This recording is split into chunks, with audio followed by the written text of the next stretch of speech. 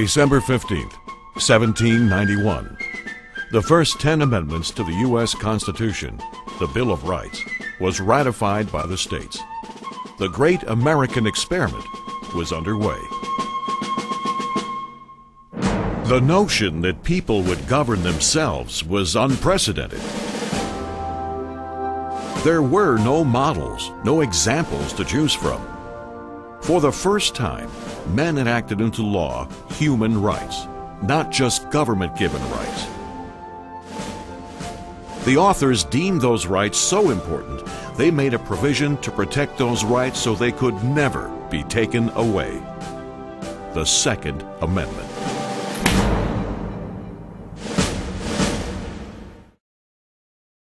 A well-regulated militia being necessary to the security of a free state, the right of the people to keep and bear arms shall not be infringed.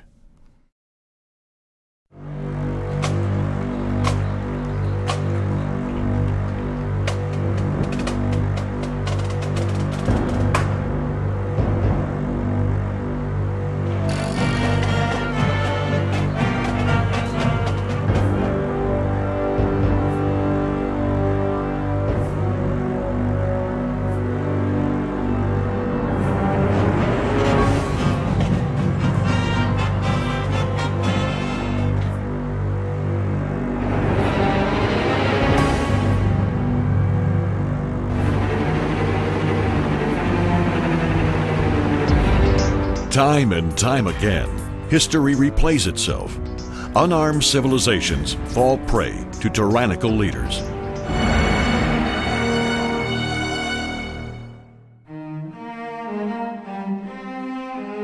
To ensure the balance of power remains in the hands of the people, the framers of the Second Amendment crafted 27 words.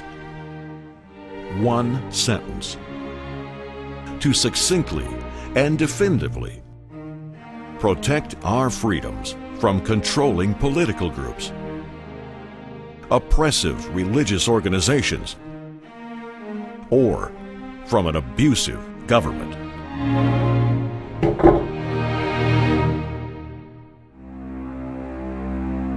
None of those carefully chosen 27 words are unusual.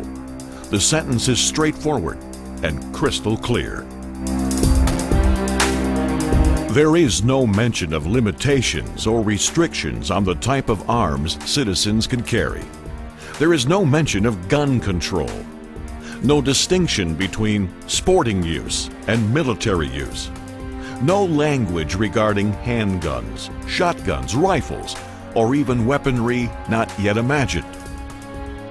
What the authors of the Second Amendment did specify is the right of the people, not privilege, to keep and bear arms. Yet, for more than 200 years, those 27 words and their intended meaning have been debated. What's the debate? We, the people, will decide. Here are 6 facts every American must know about the Second Amendment, often referred to as 2A.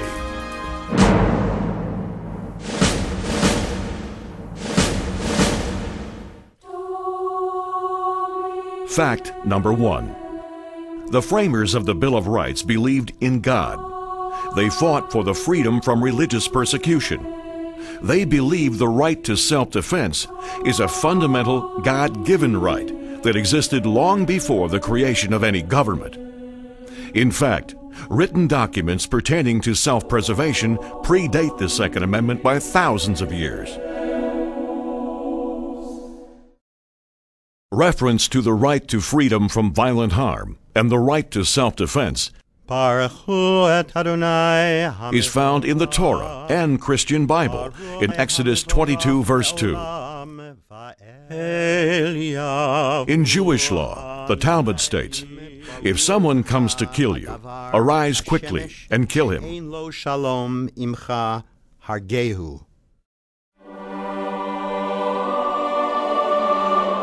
Roman Catholic doctrine has long asserted, someone who defends his life is not guilty of murder, even if he is forced to deal his aggressor a lethal blow. Protestant theologian Samuel Rutherford writes in his 1644 publication Lex Rex, "Because no king or civil power can take away nature's birthright of self-defense from any man or a community of men." Even the Declaration of Independence, written 15 years before the Second Amendment was ratified, clearly states, All human beings are endowed with certain unalienable rights, and that governments are created to protect those rights. So, what exactly is an unalienable right? A right that cannot be transferred or taken away.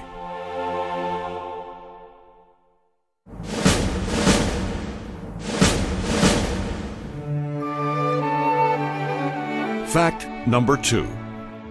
The right of the people to keep and bear arms shall not be infringed. The language of the Second Amendment prohibits the federal government from infringing on the rights of the people. As clear as the First Amendment's language of prohibiting Congress from infringing on the right of the people to religious expression, freedom of speech, and freedom of the press, the Second Amendment is also clearly a protector of rights. Former Texas legislator Dr. Susanna Hupp knows infringement firsthand. Her parents were brutally gunned down in a Texas cafeteria by a lone gunman.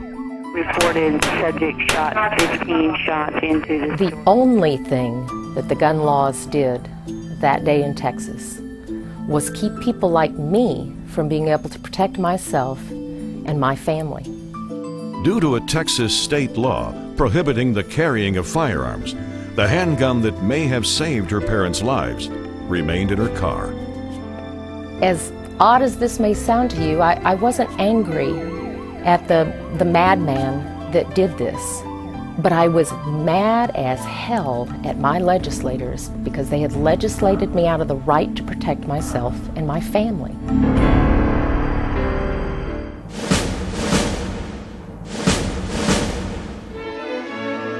Fact number 3. A well-regulated militia being necessary to the security of a free state. The Second Amendment refers to a well-regulated militia. The right of the people to form citizen militias was unquestioned by the founders.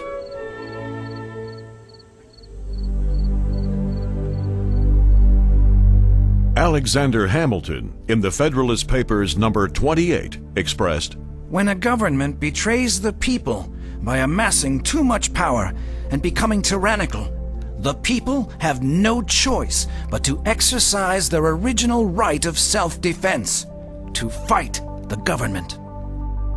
In the Federalist Papers number 46, James Madison, the father of the Bill of Rights, argues, The ultimate authority resides in the people, and that if the federal government got too powerful and overstepped its authority, then the people would develop plans of resistance and resort to arms. Some interpret today's National Guard as the well-regulated militia, but the founders opposed anything but a small national military. There are some people that think that that phrase in the Second Amendment has an entirely different meaning. The phrase well-regulated refers to a well-trained, prepared, and disciplined citizens' militia. They seem to think that it means just the state National Guard, and they don't know their history. That's just not true. The phrase was in common use in 1791 and for more than a century afterwards. The Oxford English Dictionary from that time period defines well-regulated as something that was calibrated correctly, functioning as expected.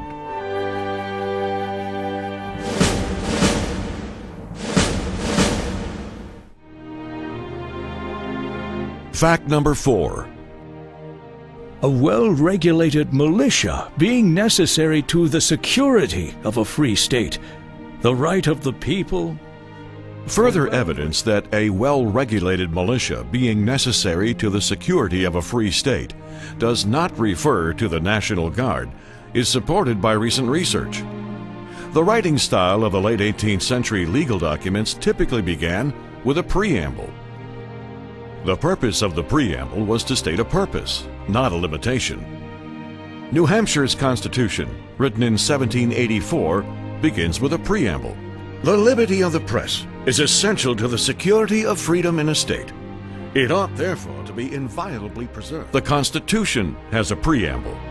We the people of the United States, in order to form a more perfect union, establish justice, ensure domestic trade. The Bill of Rights has a preamble. The conventions of a number of the states, having at the time of their adopting the Constitution, expressed a desire in order to prevent misconstruction or abuse of its powers, that further declaratory and restrictive clauses should be added. Since a preamble states a purpose, a well-regulated militia being necessary to the security of a free state, the right of the people. The well-regulated militia only reinforces the importance of the individual right to keep and carry arms. The Second Amendment, when it really comes down to it, I believe it has two primary meanings. One is the obvious ability for me to be able to protect myself and my family from bad guys. But there's another meaning that the founders put in place that I think is absolutely vital to our way of life in this country. It's the ability for all of us out here to be able to protect ourselves from a government that could become tyrannical.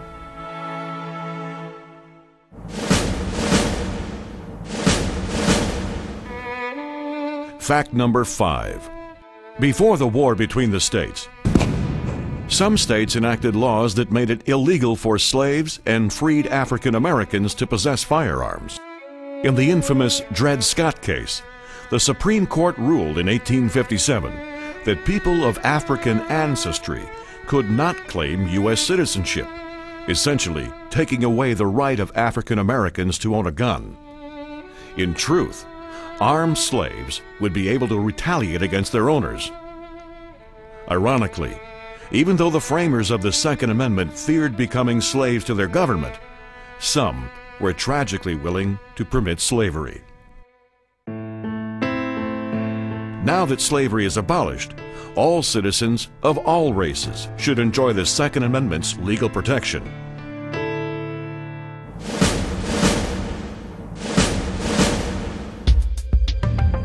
Fact number 6.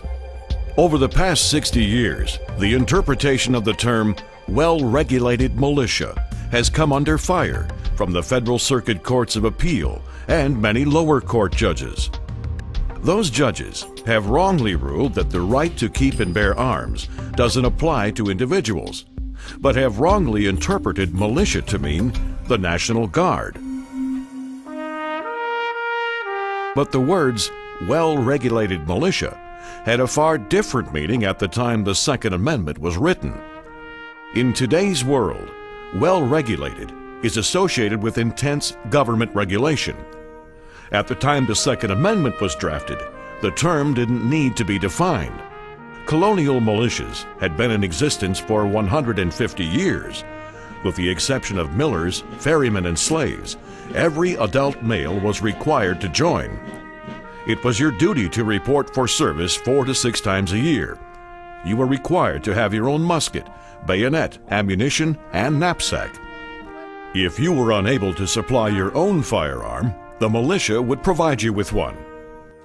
Militias were well organized, well regulated, with the men reporting to an appointed captain. Not only did you have the right to own a firearm, it was your duty.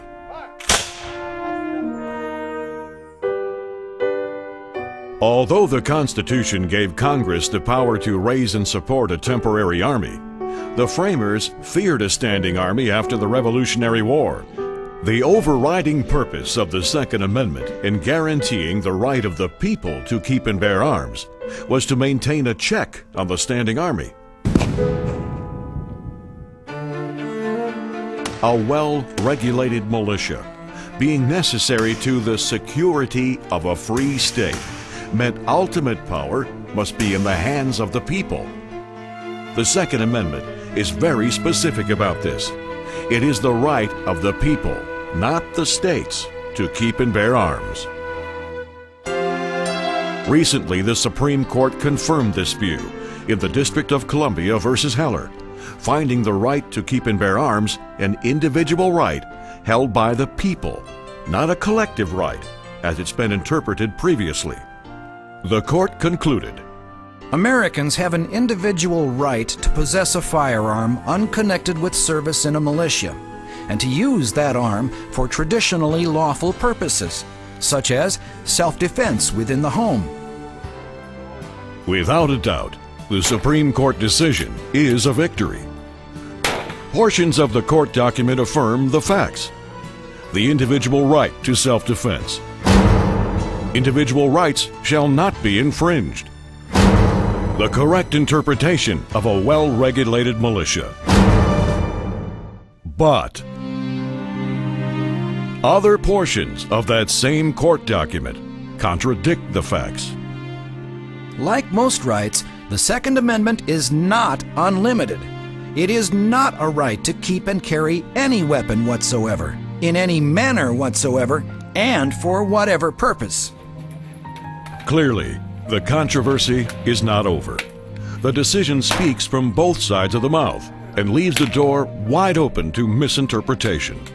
I think it opens it up for all kinds of regulations and registrations of guns that I think do not bode well for the future of the Second Amendment. Lower courts are likely to interpret the doublespeak and uphold prohibitions on carrying concealed weapons. Lower courts are likely to interpret the doublespeak and uphold laws imposing conditions and restrictions on the sale of firearms. Lower courts are likely to interpret the doublespeak and uphold bans on dangerous and unusual weapons, which could include any weapon the court wants it to be. The debate over the Second Amendment is far from over. Ultimately, we, the people, must decide what's more important, our unalienable rights or what the Supreme Court decides are our rights.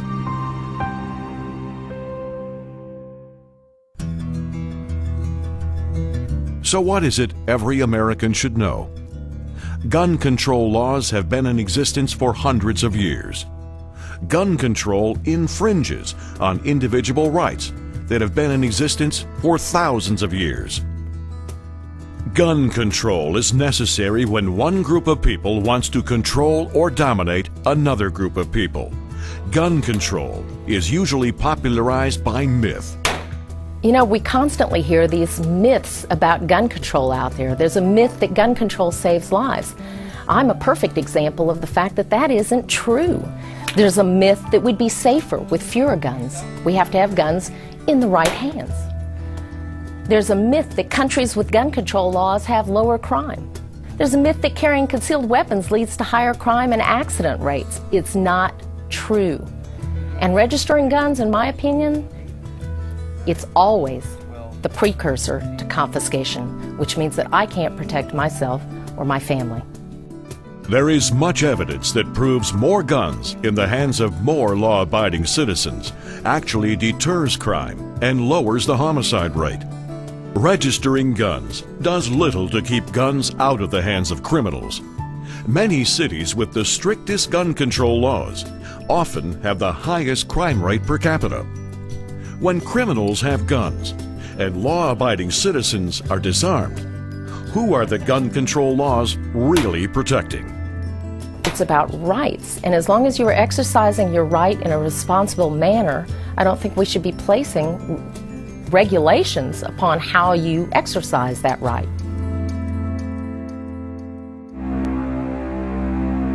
We, the people, have the unalienable self-right to defend and protect ourselves. We, the people, have the unalienable individual right to pick up arms to secure a free state. We, the people, have the unalienable right to possess and own any weapon we choose. From muskets to military-style weapons, the Second Amendment protects that right. One of the great things about the ability to keep and bear arms is that ultimately, as long as we have that ability, ultimately the people will have the power and make the decisions. U and 2A. Good for the USA.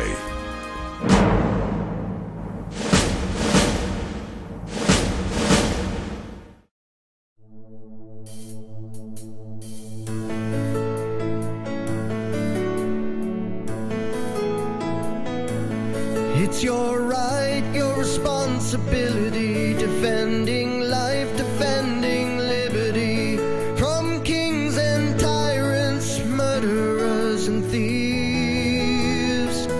So spread the word till all have heard, one guarantee will keep us free. They put quill to parchment so we'd understand. Keep the power in the people's hands. Well-regulated militia being necessary to the security of a free state, the right of the people to keep and bear arms shall not be infringed.